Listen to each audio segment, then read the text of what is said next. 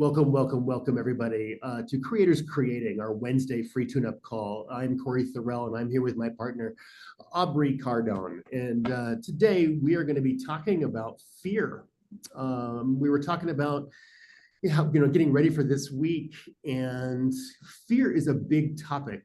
It's a huge topic, but we wanted to talk about it in the context of spirituality, in the context of growth, in the context of choosing your reality and using fear as a tool as opposed to being controlled by it.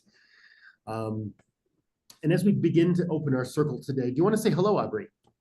Hi. Yeah. I'm excited about this topic today. I think that it's often when we talk about fear, it feels it makes you afraid, it makes you fearful. People are afraid to talk about fear. And I think that approaching it today in a way where we can kind of talk about like really what it's doing to your body and why you're feeling it, I think we can kind of figure out some higher perspective ways to sort of move through it. Corey, you're muted. Thank you. Thank you. All right. Well, before we get started, I want to go into our 4 agreements, which is our self-governance of how we are with each other. And once again, I will read them twice each, once so that we can hear them, and the second time so that we can apply them. And here are the 4 agreements. Personal material shared in our circle is for this circle. Personal material shared in our circle is for this circle. We listen to each other with curiosity and compassion, withholding judgment. We listen to each other with curiosity and compassion, withholding judgment. We ask for what we need, and we offer what we can. We ask for what we need, and we offer what we can. And from time to time, we will pause to regather our thoughts and focus. From time to time, we will pause to regather our thoughts and focus. And so as we set that stage, stepping away from our daily life and into this little magic moment that we spend together, I was looking for some good words on fear. And I was called to pull out the book, Conversations with God by Neale Donald Walsch. And if you're not familiar with this book, it's an amazing journey. And there's a little quote here about fear that I think is appropriate for opening our circle today. You have been taught to live in fear. You have been told about the survival of the fittest and the victory of the strongest and the success of the cleverest. Precious little is said about the glory of the most loving. And so you strive to be the fittest, the strongest, the cleverest in one way or another. And if you see yourself as something less than this in any situation, you fear loss. And you have been told that you have to be less, or to be less is to lose. And so, of course, you choose the action fear sponsors. So that is what you have been taught. Yet, I teach you this: when you choose the action love sponsors, then you will do more than survive. Then you will do more than win. Then you will do more than succeed. Then you will experience the full glory of who you really are and who you can be.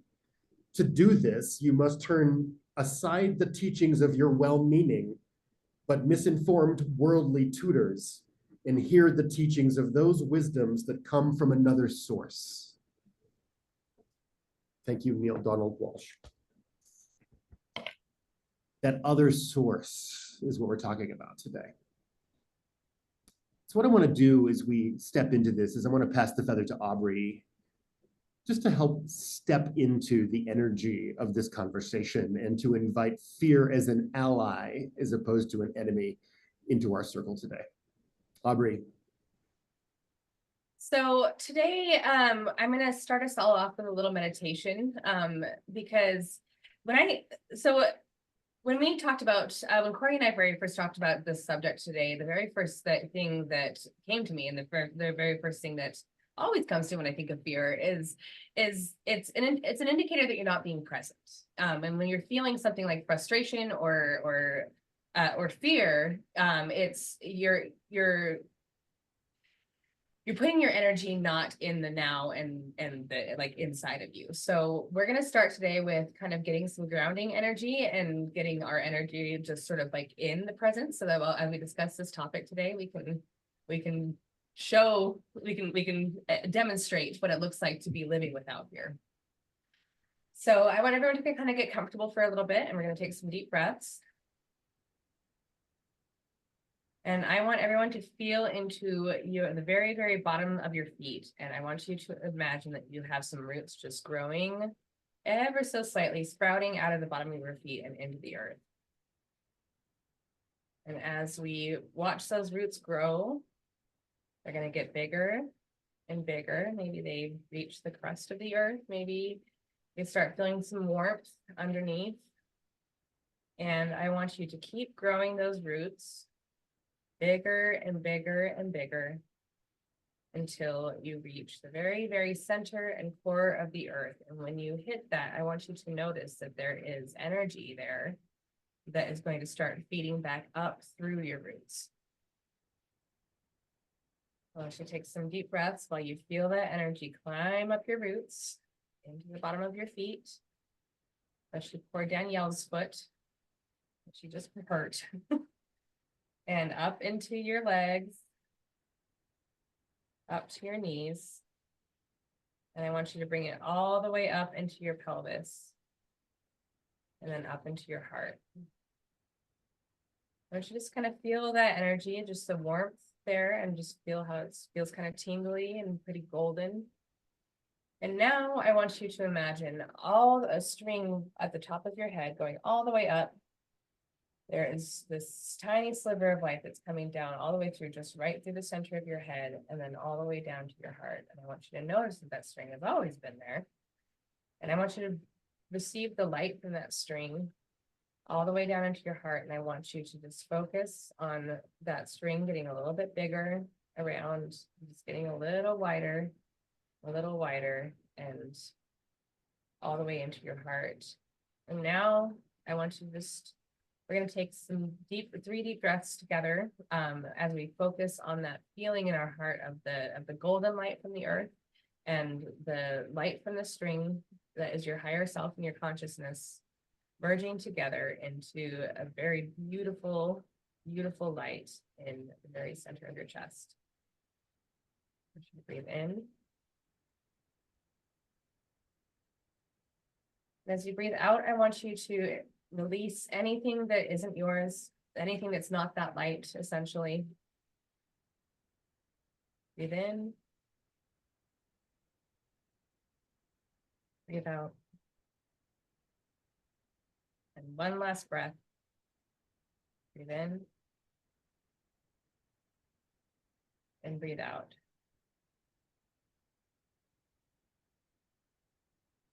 Now, as we're all here and present together, I want you to notice that there's nothing to be afraid of. You're here, you're safe in here in your body.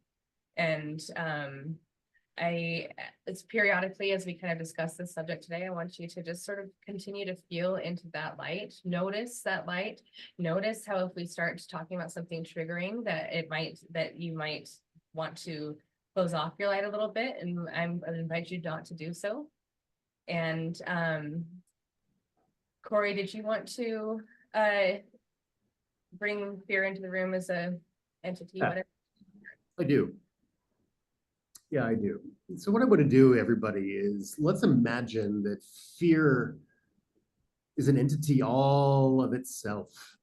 And we're inviting fear to actually come take a place at our table with us today. So often when fear shows up in our world, when we are not understanding the nature of fear, fear is controlling and scary and a bit much. But today, I want to honor the fact that when fear comes knocking, usually fear has a gift to give. And so I want to welcome fear as an ally, as a trusted ally, as a support, as a member of our highest team, as a member of our guard. And so with that, let's welcome fear into the circle with us today. Let's welcome fear. Let's give fear a a beverage and a plate of food, and make sure that fear's needs are met so that fear will be comfortable with us as well. Fear, welcome into the circle with us today. Thanks, everybody, for being open. So today we're talking about the spiritual nature of fear. And these are the things that I wish I would have been taught as a child about fear, because often when we were little, fear meant plug your ears, close your eyes, hide under the bed, hide under the blankets, and shake like crazy. But really I want to talk about fear as a force. It's a powerful catalyst for growth. But I want to acknowledge that fear in its essence is not inherently negative. So often like we're taught. It's a tool, a mechanism that has been installed in us to keep us safe. In ancient times, this fear response was vital. It protected us from real and immediate dangers, like tigers lurking in the bushes, ready for attack. And fear would trigger our fight or flight response, enabling us to react quickly and survive. But in modern life, in our modern world, we rarely face such physical threats with fear. The tigers have been replaced with deadlines and social pressures and the uncertainties of life. Yet our bodies and our minds still react as if we're in that immediate danger. This outdated response can keep us in a perpetual state of fear, reacting to situations that don't truly threaten your survival, but boy, does it feel like that. This is where fear becomes less of a protective mechanism and more of a barrier for living life fully.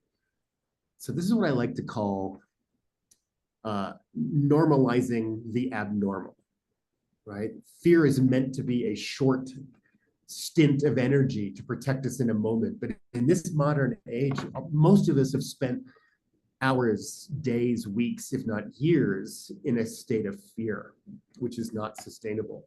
It's really difficult. So normalizing that abnormal sense of fear is a tough thing.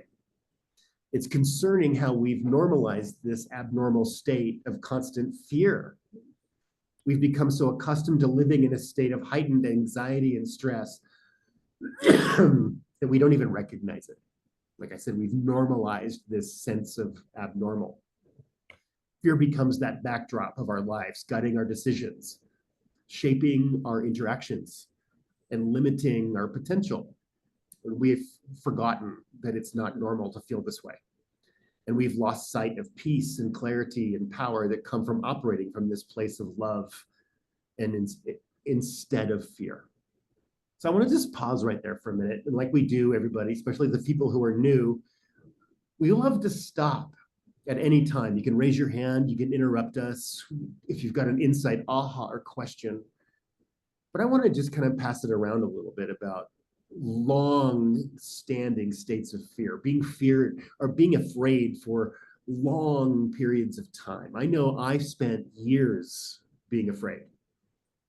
In my own personal story, I was born in 1968, and then in the early 70s, I knew I was gay in a dangerous world.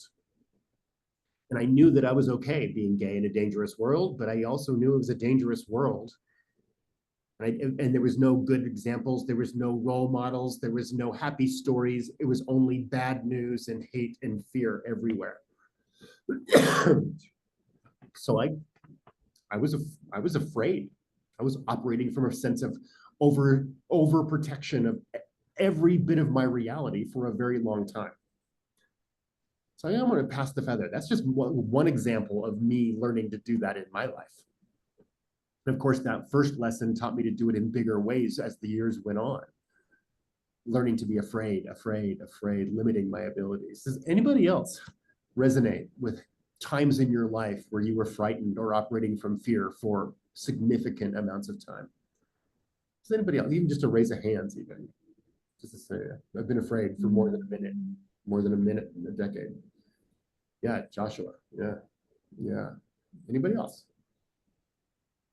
Yeah, Jeremy. Right. There's a limitation that happens when we're operating in fear. we're protecting ourselves. The menu of choices becomes very narrow and slim, right? Yeah. So this energetic force of fear affects every element of our life in this way. It's not just an emotion, it's a force. It's a vibration that keeps us in that state of reaction. Now, I want to talk about reaction today. Reaction rather than creation. We're either reacting in this world or creating in this world, and you cannot do both at the same time. There's only love and there's only fear. These go together. Fear exists primarily in the mind, manifesting as anxiety about the future, regrets, the past. Disrupts our connection to the present moment, which is where our power really lies. So when we're afraid, we're giving our power away. I love FEAR as an acronym for false evidence appearing real. False evidence appearing real. I think one of my favorite new definitions of fear in this spiritual awakening kind of a way is that fear is proof of ignorance. It's proof that you don't know something, and you're investing in the not knowing more powerfully than in the knowing. How does that sit with you guys? I have to say about that on that, Corey. We talk a lot about how energy, like what we feed is what grows in any given circumstance. And so one of the things about that fear does is it feeds timelines and things that have not happened that you are afraid will happen, and starts machinating on happening, and that will actually start bringing those actual experiences into your reality simply by your thoughts feeding that reality. And it's interesting. So my ex mother-in-law, she's a very dear old lady who really, really deeply engages in fear. She is just, I have never met any. Joshua's met her. That's why he's laughing. And basically all of her thoughts are engaged in her fear of what could happen. And it's her entire life, and she's kind of put herself into this box where it's like that's what she wants to be doing. And I think it's a really good it's a very good practice for us all to really look at our thoughts and what we're thinking about, and making sure that we're thinking about the things we want to be doing rather than the things that we don't want to happen. Because I mean, I have certainly seen her invite some of those things into her life simply by focusing on them so much. But in the meantime, that is her life. Which kind of brings us back to the point that fear is really an indicator that you're not living in the present moment.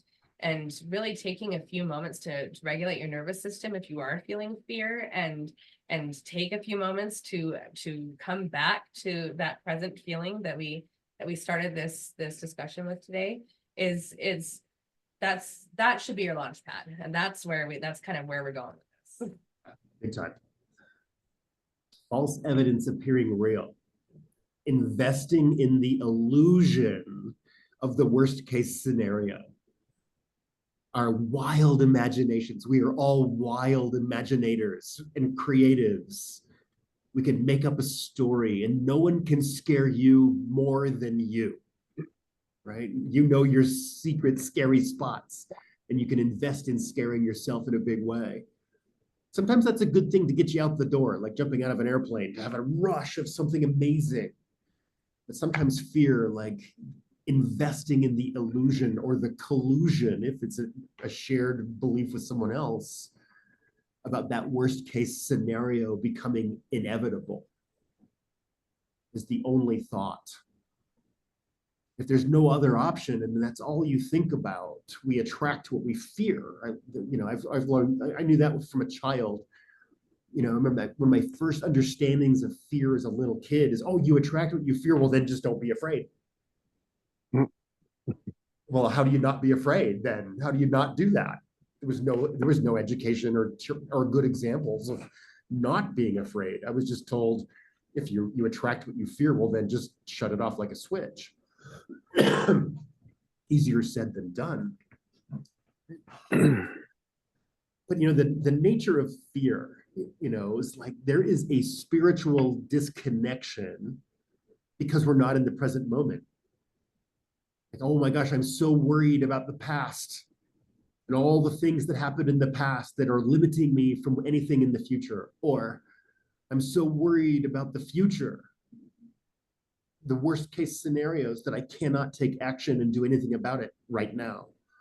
We've given our power away because we're investing in this wild story that only we can tell ourselves in such a way that we go hide under the bed, put our fingers in our ears, and put our blankets over our eyes, and la la la la la la la la, and check out. We're afraid. And about how much of that is a tiger about to eat your belly? Are you really in danger? And I love that the intellect now, when we speak to the intellect, we give the intellect some tools it will need in some of these moments to say, oh, I'm just afraid that's what's happening. Oh, that's all that's happening. Oh, I'm just afraid. Okay, cool. So I want to talk a little bit about when we're afraid, what is the kinesthetic effect in our body? Sure, there's things like stress, anxiety, and all of that known thing, all that stuff. If you were to search online, that would be the first answer you get. But from a spiritual perspective, I love this so much, this is where we befriend fear and once again refill fear's wine glass at the table and thank it for coming.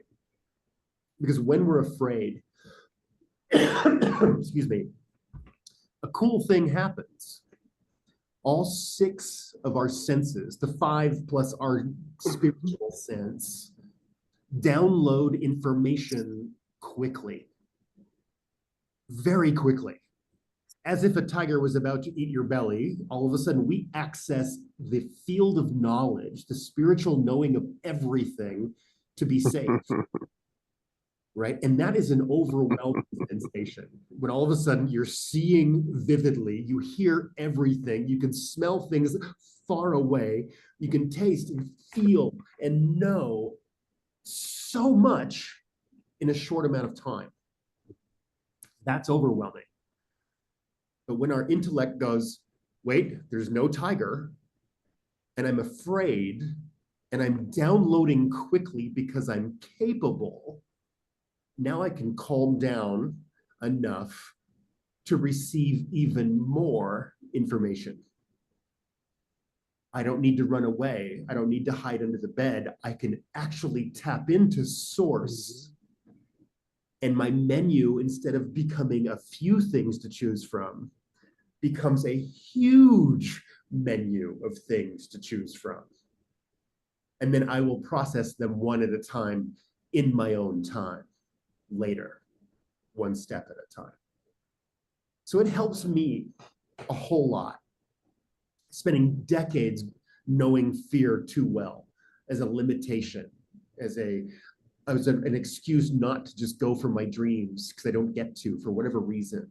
My sabotaging identities or my limiting beliefs or fear upon fear upon fear. But now my intellect can learn this important lesson and go, oh, you're just afraid right now. Okay, instead of hiding under the bed, I'm going to relax and expand all 6 of my senses and allow for a massive information download. Well, then I'm not afraid anymore. Then all of a sudden, I'm not afraid anymore. Because now my menu of opportunity, my menu of choice just expanded into things I would have never considered before. I think it's also one of the beautiful things about stepping into that space when you are stepping out of fear and take a moment to be still and to listen and to actually look at the situation is that you start getting more connected into your higher self who has much higher perspective of everything that's going on. When you are feeling fear, it's usually because there's something that you don't know. There's something that's unknown to you, and the possibilities of what it could be, it kind of overwhelms your system, and you start living over there instead of right here. But when you take a moment to check in with your higher self, exactly what Corey said, you can start gathering information, and the unknown becomes known.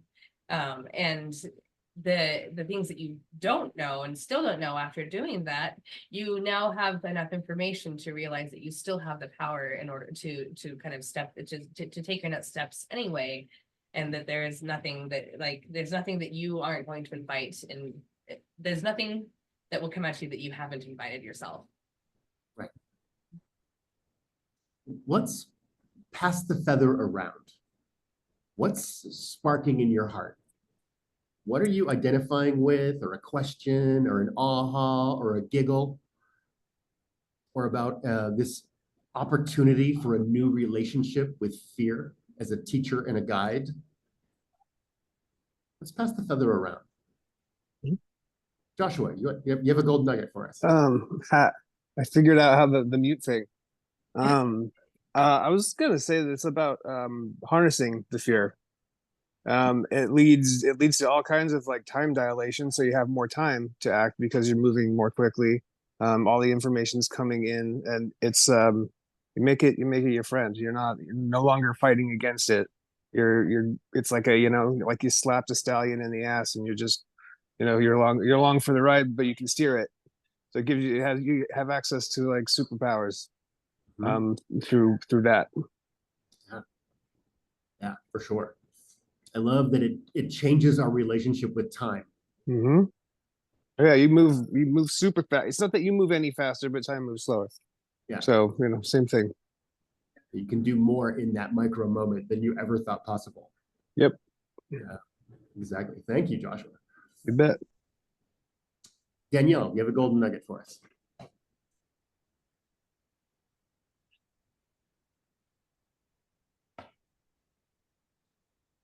Working the mute button. Yeah, sorry, I couldn't find it. So fear is one of those human experiences that I don't actually resonate with. I think I've just had a deep understanding for the bulk of my life that it's illusion. And I can acknowledge the privilege that comes from of having been raised by a very loving family that kept me very safe and secure growing up.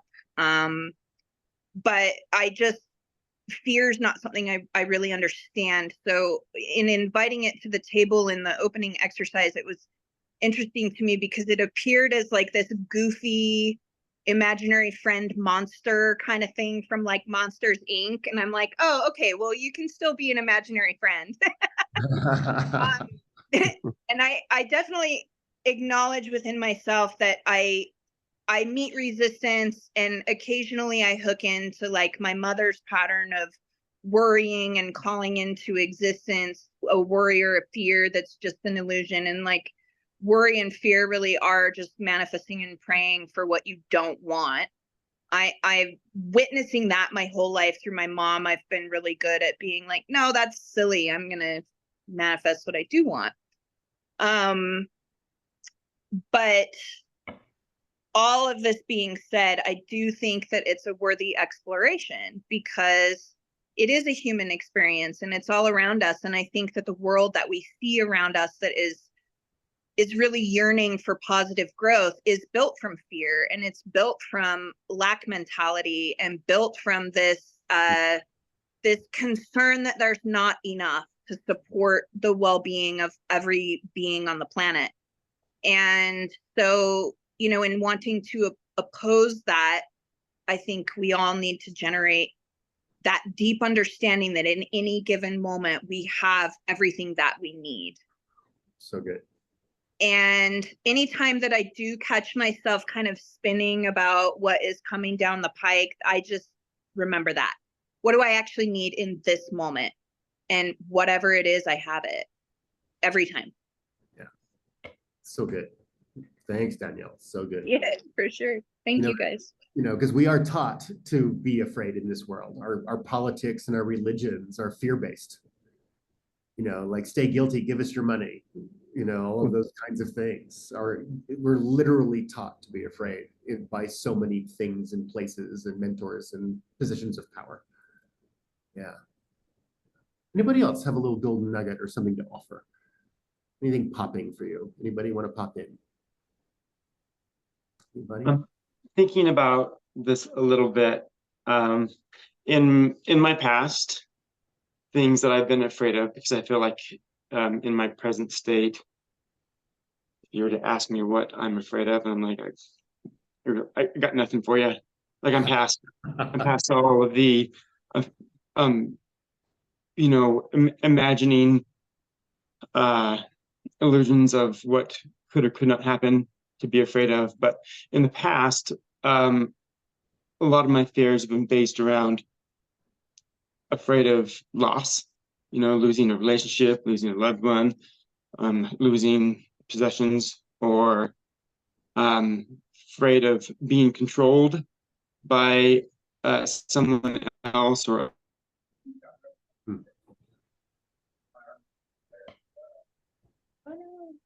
Nope, did we lose Jeremy? Let's see if he pops back in a minute. Yeah. Nope. Okay. Afraid of a bad connection. Oh, there we go. You're back. Right.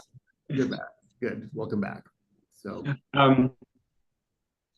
as in the past, as I've thought about those things that have like made me kind of spin out of control with fear, it's because I don't want those things to happen.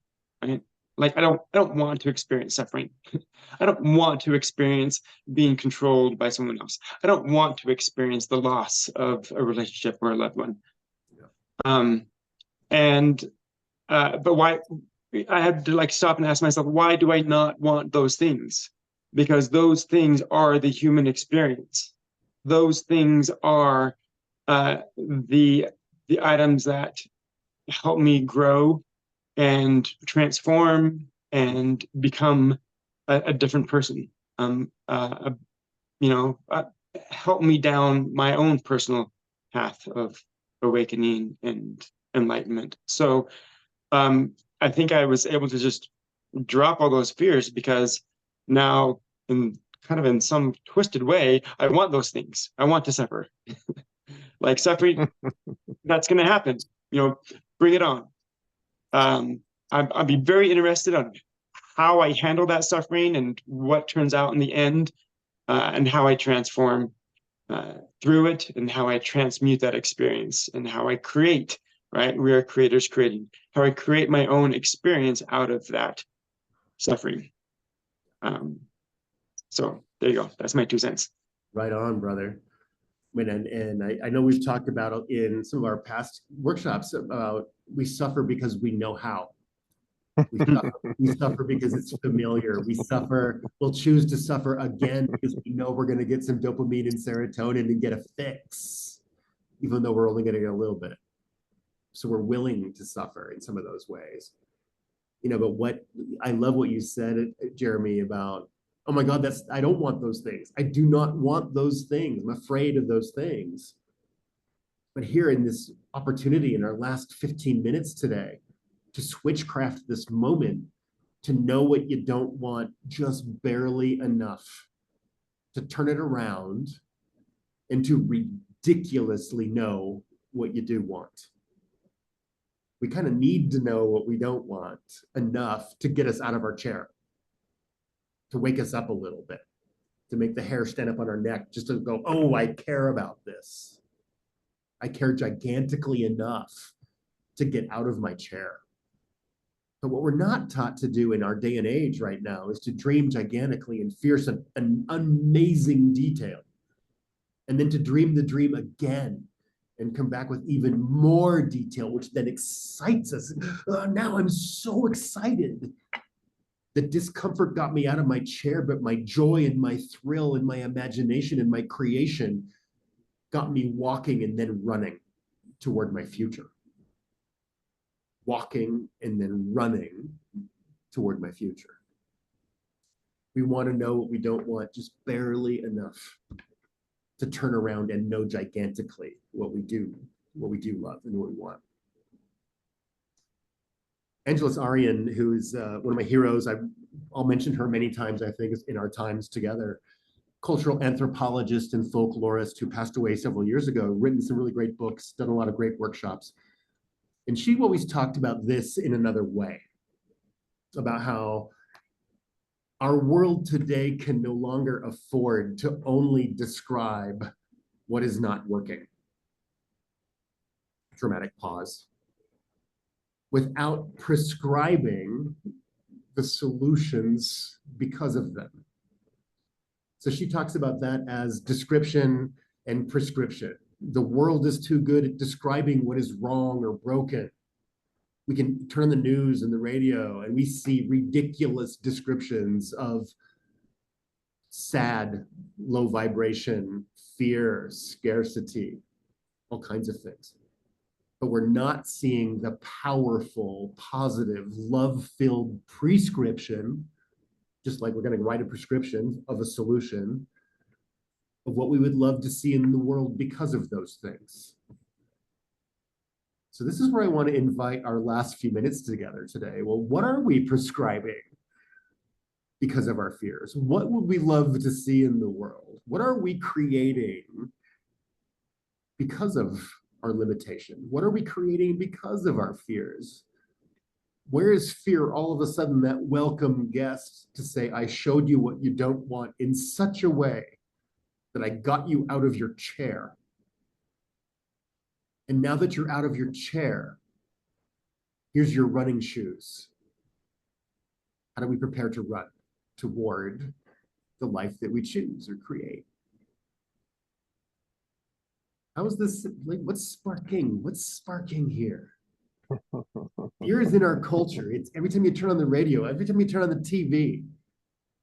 For centuries, our world has been created from fear and scarcity tactics.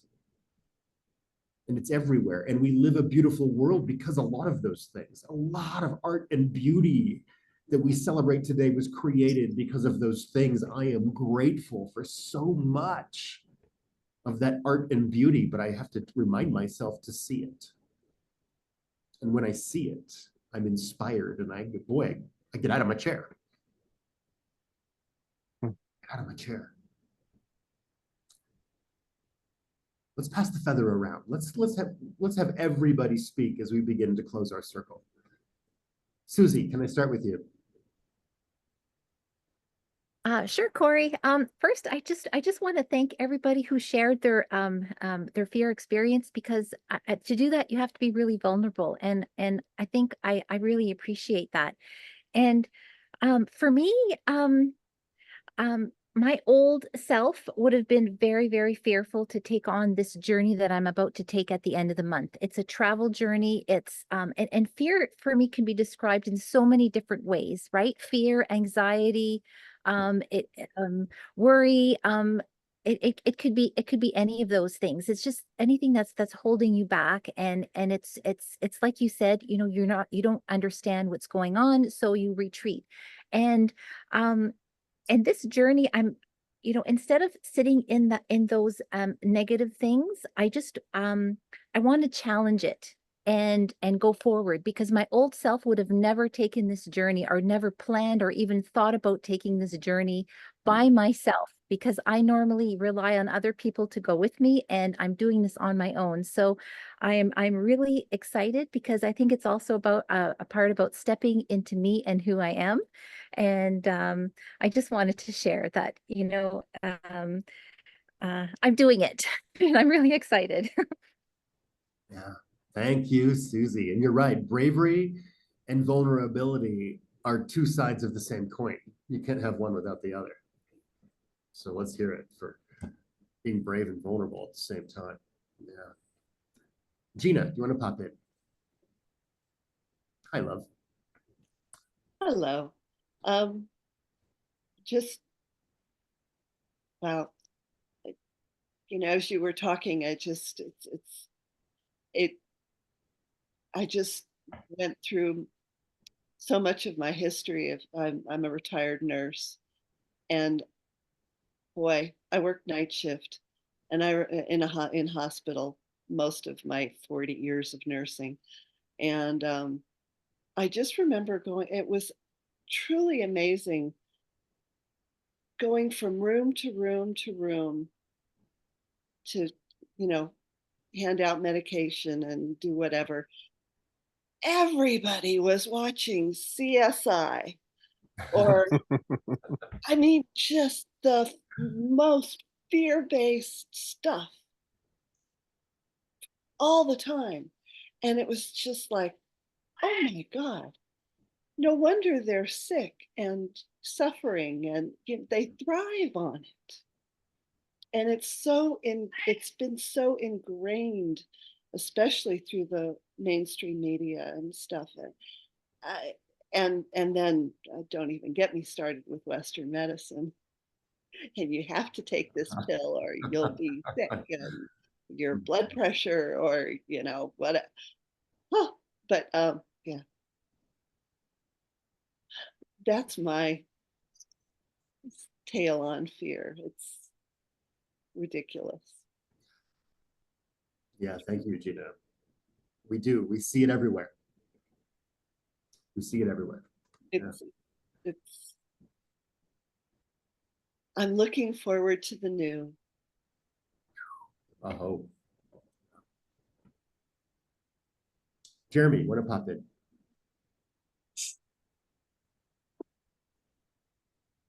Thinking a little bit more about fear and about the fear of being afraid. And it's kind of an overthinking thing where, and this is probably a bit more of my Buddhist side coming out, but the meta thought over or the meta emotion over the emotion. Like many people are angry, but they're mainly angry about being angry. And similar with fear in a way where the fear of being afraid is what is even more controlling sometimes than actually being afraid. And I'm still kind of like mentally processing through this of is there like a fear of not being afraid? So throwing that one out there and still processing through it myself. Jeremy, it's good for everyone to realize that your brain doesn't hear no or not being in fear. It just hears fear, being fear. Mm-hmm. Have to take the whole subject. What is making you joyful? What do you want to happen? You have to, your brain, your heart doesn't hear the no. I love that phrase. Your heart doesn't hear the no. Yeah, so good. Thanks, Gina. Joshua. Yeah. Hi, friend. Hey. I'm pretty thick in the I've already shown myself what I don't want for a while now. So I'm not really in fear, just I'm in action. Already made a big old mess of my life. And got enough of what I don't want. Yeah. Plenty. Mm-hmm. So yeah, that's kind of where it's sitting at. There's just I still have some intermittent anxiety and everything, but flat out fear is not really one that bothers me much anymore. Good to hear. Yep. I think so often when we make peace with fear, it turns into obvious next steps. Yeah. That's what all the extra time is for. Yeah. When you step outside yourself and you're afraid, that's what all the extra time is for. Right. And maybe another way to say the same thing is when we make peace with the fear, or we break up with the illusion, is that now we have inspired motivation to create the life we love. Yeah. I love that phrase. I was scared long enough to be inspired to create a life I love. Yep. Oh, so good. Hopefully it happens sooner than later, you know. Well, It takes as long as it takes. well, and it's a choice we make with every breath we take. Yep. Yeah, thanks, Joshua, for that. Bet. Thanks, to be honest. Chris, you want to pop in? Maybe. Is he frozen? He might be frozen. Let's see. Roman, you want to pop in? Yeah, thanks everyone for the awesome shares, and thanks Joshua, like for your explanation with how fear contracts time, because I really resonate with that. I'm learning what it means to have safety in the body and to trust life. So when I used to have like overwhelming fear, like I would go into this freeze mode and I was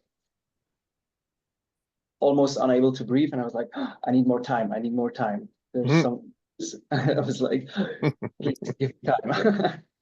But now that, yeah, that you verbalized it, and at the beginning of our circle, I visualized fear, and yeah, it was more like a bubble that I saw that could be contracted. Mhm. Use it as a tool. Yeah. Anyway. Yep. So thanks for that. Yeah, thanks, Roman. Julie, you want to pop in? Yeah, I was actually just processing a lot through all of that. I'm kind of like how some of you said, like I don't really like subscribe to fear, have to deal with that too much now as much as I did before. I've done a lot of work around it, but I actually really enjoy the idea of seeing fear as an entity or a separate thing, and being able to talk to it. So then I thought about like my childhood, like the core memories of things that I was afraid of. And really it was things within myself. So like being different from my family, leaving the church, believing independently from what they were doing and just doing my own thing and being myself authentically. Those were things I was scared of. And I'm like, okay, then who put those limiting thoughts on me? Was it myself for fear of the unknown of I could turn into a crazy lady, but also, yay, that's pretty fun too. I don't know, just different prospects of what did that look like and how did yeah.